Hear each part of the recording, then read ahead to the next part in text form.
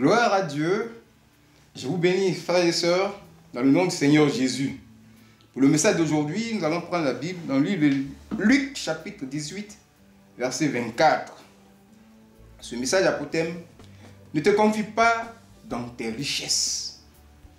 Ce thème est tiré du Proverbe, chapitre 11, verset 28, qui dit que celui qui se confie dans ses richesses tombera. Donc, ne te confie pas dans tes richesses. Ce message est venu à point nommé, cependant que le Dieu que nous adorons est en train, oui, bien aimé, de nous arroser, de nous bénir. Oui. Alors, nous allons lire la parole de Dieu. Luc chapitre 18, verset 24. Il est écrit ici, Jésus, voyant qu'il était devenu tout triste, dit qu'il est difficile à ceux qui ont des richesses d'entrer dans le royaume des dieux. Ne te confie pas dans tes richesses. Alors, bien-aimés frères et sœurs, alors ici, Jésus est en train de parler à un juif, un de ses parents, qui s'est approché de lui-même. Oui, pour demander à Jésus comment est-ce qu'il peut hériter la vie éternelle. Et donc, Jésus lui dit, tu as les commandements, oui, qui sont les lois, bon, la justice, la parole de Dieu. Il dit qu'il a tout obéi, il ne lui reste rien. Alors Jésus va lui dire, pour hériter le royaume, il faut, bien aimer, oui, te détacher de tes richesses. Oui, il faut les donner. Oh, il vient, suis-moi. C'est en Christ qu'il y a le salut. Nous le savons, la vie éternelle. Mais ce jeune homme, il est devenu tout triste. Et c'est pourquoi Jésus a sorti cette parole. Alors, on voit là que ce riche monsieur s'est confié dans ses richesses. Parce que la parole dit qu'il était chef, il avait de grands biens. Alors, c'est pourquoi il est dit, ne te confie pas dans tes richesses. Bien-aimés frères et sœurs, nous allons voir de quoi il s'agit. Alors, comprenons, oui, nous devons comprendre que le véritable bonheur intérieur et même extérieur ne provient pas des biens matériels de ce monde. Ne provient pas des choses matérielles de ce monde. Pour nous, les enfants de Dieu, oui, le véritable bonheur intérieur et extérieur provient, bien aimé, des choses spirituelles de Dieu dans le monde. C'est pourquoi la Bible pourrait nous dire de chercher premièrement le royaume et la justice de Dieu. Oui. Cherchez premièrement le royaume et la justice de Dieu. Toutes ces choses vous seront données par-dessus. Alors, voici la parole telle qu'elle est. Mais Jésus lui dit, entrez dans le royaume de Dieu.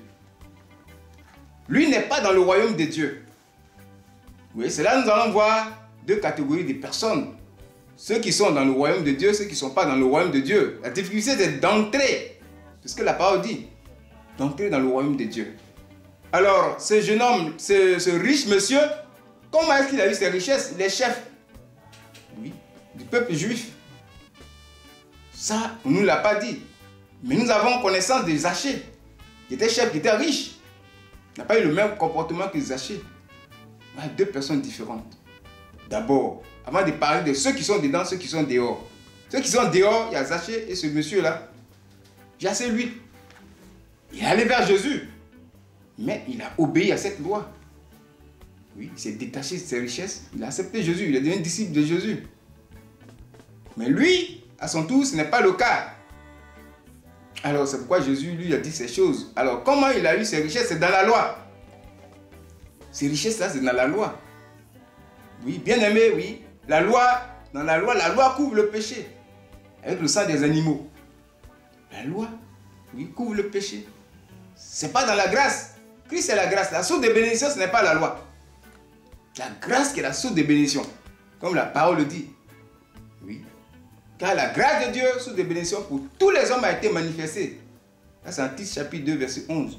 Donc c'est Christ qui est la grâce de Dieu, qui est la source de bénédiction. Comment tu as eu tes richesses? Tu es hors de Jésus. Comment tu as eu tes richesses? Il y a problème. Oui, bien aimé, oui. Cette parole concerne le plus souvent des personnes qui ne sont pas à Christ, qui entendent parler de Jésus, qui viennent à Christ, oui, avec leur richesse. Et ça se voit. Il est difficile d'accepter le Seigneur Jésus. Le royaume de Dieu, ce n'est pas le paradis. Ici, si tu vois le paradis, alors c'est une erreur. C'est ce que bon nombre d'enfants de Dieu et même des serviteurs de Dieu, ils voient souvent. Le royaume de Dieu, ce n'est pas le paradis. Oui. À cet instant-là où Jésus a été parlé, il est le royaume de Dieu. C'est quoi Jean-Baptiste pourrait dire le royaume de Dieu est proche? C'est Christ qui est le royaume de Dieu. Il est difficile de l'accepter avec les richesses. Il est le royaume de Dieu. Et de nos jours, c'est l'Esprit de Dieu. C'est toujours Christ. Christ est là. Il est toujours le même hier, aujourd'hui, éternellement. Donc Christ est toujours là. L'Esprit de Dieu est là. C'est le royaume de Dieu sur terre. Donc comment rentrer dans le Seigneur avec ses richesses? C'est difficile. Et c'est ce qu'on voit même. Oui, on le voit. Les gens qui viennent avec leurs richesses, ils viennent vers l'homme de Dieu parce qu'il y a eu des difficultés. Mais ils arrivent, qu'est-ce qu'ils apportent? D'abord, ils viennent à l'homme de Dieu. Ils viennent, oui, avec ce qu'ils ont dans le monde. Dans le monde, tu ne peux pas être riche sans le diable. Ce n'est pas possible. Des richesses dans le monde? Non, non, non, non. Tu es là comme ça et puis tu es riche. Tu es prospère dans le monde. Donc ils viennent avec les fétiches, ils les déposent. D'accord, mais et l'argent? L'argent qui est dans les banques, les millions qui sont dans les banques, ils ne viennent pas avec. C'est là le problème, ils ne viennent pas avec cet argent-là. Oui, des fois même le feu tombe dedans et puis le bonhomme dit, mais depuis que je suis venu dans le Seigneur, ça ne marche pas. Alors qu'il devait confier cet argent à Dieu. Pour chercher maintenant la vraie source de bénédiction qui est Dieu. Voilà où le problème se pose. Donc cette parole-là, quand nous lisons cette parole, ne soyons pas tristes. Pour ceux qui sont venus à Jésus, qui ont fait comme Lazare, comme, Zachée plutôt, c'est Zachée qui est le riche, qui ont fait comme Zachée. Ils sont venus au Seigneur, avec le Seigneur ici, ils ont accepté de donner leur richesse. Maintenant, ceux qui sont venus, qui n'ont pas ces richesses, et que Dieu se révèle maintenant pour dire que je vais vous bénir, mais tu es déjà dans le royaume de Dieu. Oui, tu es déjà dedans, tu n'as plus le problème d'entrée. Toi, tu as cherché premièrement le royaume de Dieu, comme la parole a dit. Tu as entendu parler de Dieu, de Jésus qui nous arrête au chemin du ciel. Tu es venu, on te dit que c'est le Dieu de Papa Florian, tu l'as accepté. Tu es dedans, puis maintenant la nouvelle vient, les révélations viennent que tu vas être béni. La richesse est pour toi, mais tu es dedans déjà. Et pour toi qui es dedans là, c'est maintenant le salut. C'est le royaume de Dieu maintenant, l'éternité. Le royaume, c'est le salut qu'il faut chercher. Du moment que tu as accepté Jésus, tu as la vie éternelle déjà. Mais comment faire pour maintenant avoir cette prospérité dans le royaume de Dieu? Parce que dans le royaume de Dieu, la prospérité continue par rapport aux actes que tu poses avec ton argent. Il a dit à ce jeune homme, il faut donner l'argent et puis tu vas avoir des trésors dans le royaume de Dieu. La récompense de Dieu. L'héritage de Dieu que tu vas avoir, c'est en fonction de ce que Dieu t'a donné et comment tu gères ça avec Dieu. Vous voyez? Si tu as vraiment, la parole de Dieu en toi, que tu donnes tes dîmes, tes offrandes correctement et que tu fais des dons avec ce que Dieu t'a donné, mais tu as été d'amasser des grands trésors dans le royaume de Dieu. Donc, si tu lis cette parole, ne sois pas triste. Là, les richesses vont empêcher d'entrer dans le royaume de Dieu. Tu es déjà dedans. Tu es déjà dans le royaume de Dieu. Dieu te bénit. Donc, cette parole est venue pour ne pas que nous soyons inquiets. Pour ne pas que, nous soyons tristes. Tu lis cette parole, moi j'ai des richesses. Les richesses vont me faire perdre le royaume. Non, non, non, tu as accepté Jésus.